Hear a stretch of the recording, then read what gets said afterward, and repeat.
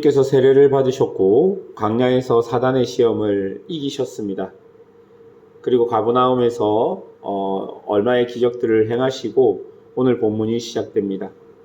오늘 본문에서는 예수님께서 성령의 능력으로 갈릴리에 돌아왔다는 말로 시작이 됩니다. 사실 어찌 보면 지금부터 예수님의 본격적인 공생의 사역이 시작된다고 보아도 됩니다.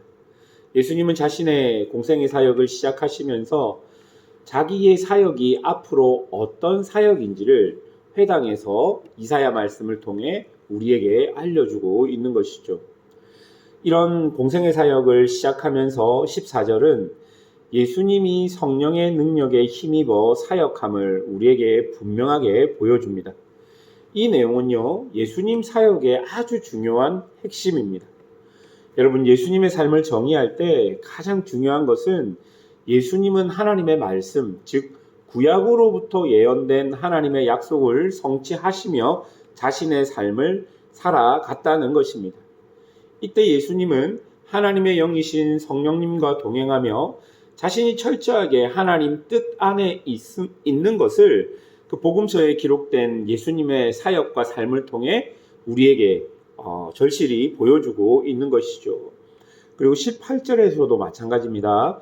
주의 성령이 내게 임하셨으니 라고 말씀하십니다.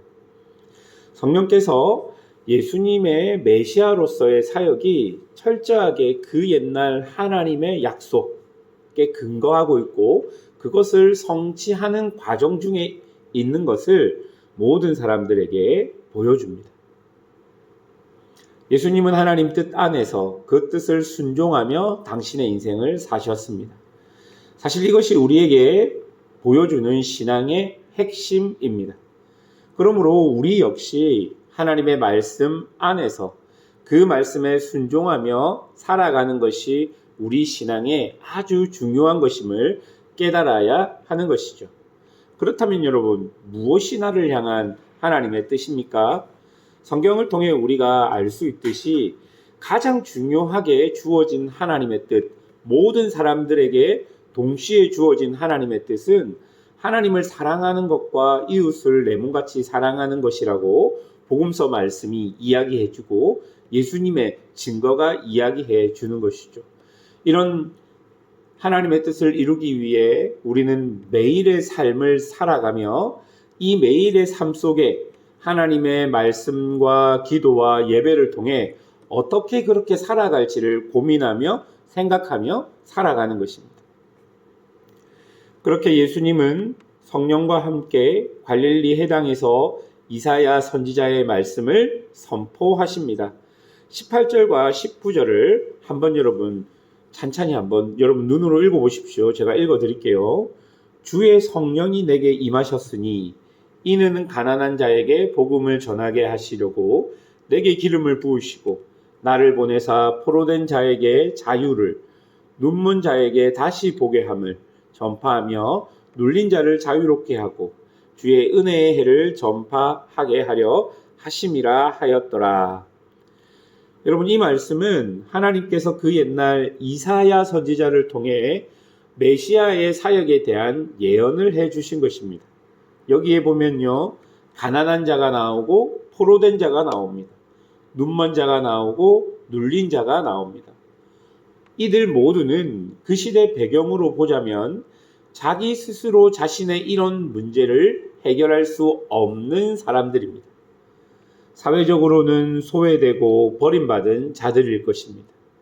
그런데 여러분, 메시아로서의 예수님의 가장 중요한 사역이 바로 이런 자들에게 복음과 자유를 선포하는 것임을 본문은 분명하게 이야기하고 있는 것이죠. 여러분, 이사야 시대에도 마찬가지이고 지금 이 누가복음이 쓰인 시대에도 마찬가지인 것은 많은 사람들은 메시아가 오면 이스라엘의 나라가 회복되고 이스라엘의 나라가 부강해질 것이라고 믿었습니다. 그러나 여러분, 메시아이신 예수님이 생각할 때 진정한 이스라엘의 회복은 눈에 보이는 나라가 거대하고 강대하게 회복되는 것이 아니라 이스라엘 안에 하나님의 통치가 회복되는 것입니다. 나라가 부강해지고 지금 자신들을 억압하는 강대국보다 더 크고 광대한 나라가 되는 것이 아니라 진정한 왕이신 하나님의 통치가 저 사회 밑바닥에 있는 가난에서 눌려버릴 수밖에 없는 자들, 보지 못해서 눌려버릴 수밖에 없는 자들, 갇혀서 눌려버릴 수밖에 없는 자들, 그들에게까지 하나님의 통치가 미치는 그런 나라가 예수가 이루실, 메시아가 이루실 하나님의 나라인 것을 우리에게 보여주고 있는 것이죠. 여러분, 이것이 매우 중요합니다. 교회가 이 땅을 살아가는 이유도 이것 중 하나라고 생각합니다. 하나님의 통치가 닿지 못하는 삶의 곳곳의 현장에서 교회가, 성도가 그곳 가운데 하나님의 뜻을 이루며 살아감으로 말미암아 하나님의 통치가 닿지 못하는 곳에 하나님의 통치가 임하는 것, 바로 그것이 선교이고 바로 그것이 전도일 것입니다. 이런 말씀을 증거하고 난 뒤 20절에 보면 회당에 있는 자들이 다 예수님을 주목했다라고 말합니다. 그리고 21절에 성경 말씀이 오늘 너희기에 응하였다 말씀하시면서 예수님으로 인하여 이사야의 예언이 성취되었고 앞으로 성취되어 갈 것임을 우리에게 보여줍니다. 이제 예수님은 이 예언의 말씀처럼 길 위에서 가난한 자들을 만나실 것이며 눈먼 자들을 만나실 것입니다.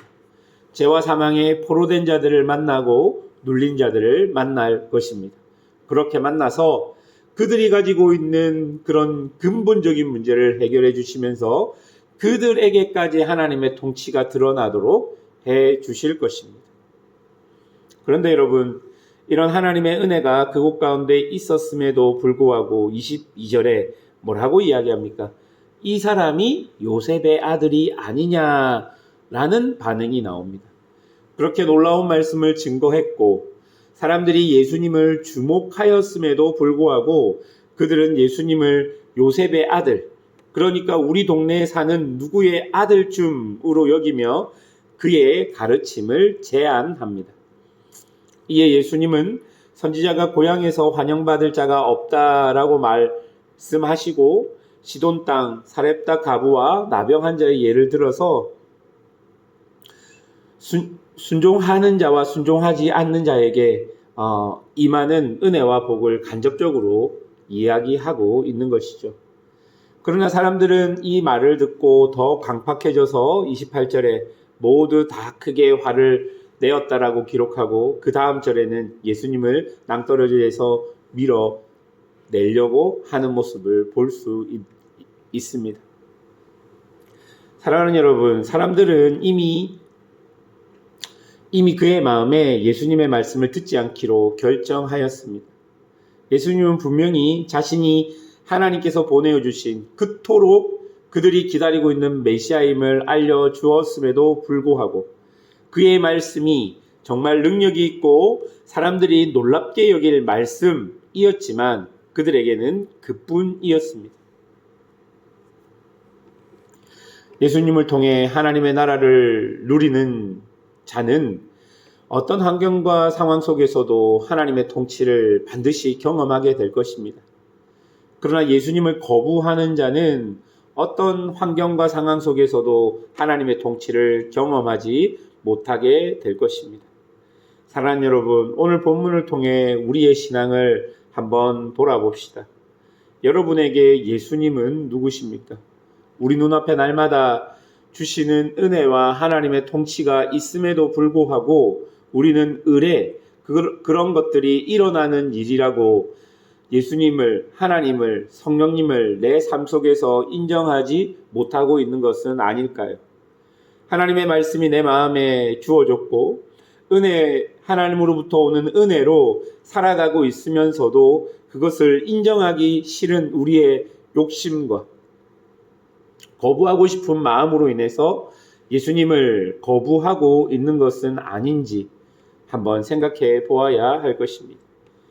이스라엘의 선조들이 광야에서 만나와 메추라기를 먹었습니다. 그들은 처음 만나와 메추라기를 대하며 이것을 하나님의 기적의 떡이라고 생각하고 하나님의 은혜에 감사하였습니다. 그러나 시간이 지남에 따라 그런 것들은 당연하게 받아들여졌고 더 이상 만나와 메추라기는 하나님이 동행하시는 증거가 되지 못했던 것처럼 우리의 믿음이 현재 그런 것은 아닌지 한번 생각해 보아야 할 것입니다. 여전히 하나님의 말씀이 나에게 주어지고 깨달음의 은혜가 있고 삶을 살아가며 곳곳에 하나님의 간섭하심이 있음에도 불구하고 을에 눈을 닫고 살아가는 것은 아닌지 우리가 우리의 모습을 돌아보며 우리에게 주어진 그 은혜들을 확인하고 경험하는 그런 시간들이 되었으면 좋겠습니다. 그래서 예수님처럼 철저하게 하나님의 뜻에 순종하여 자신의 삶을 사신 것처럼 우리 역시 하나님께 순종함으로 우리에게 주어지는 삶을 살아가는 성도들이 되시기를 주님의 이름으로 축원합니다. 함께 기도하겠습니다.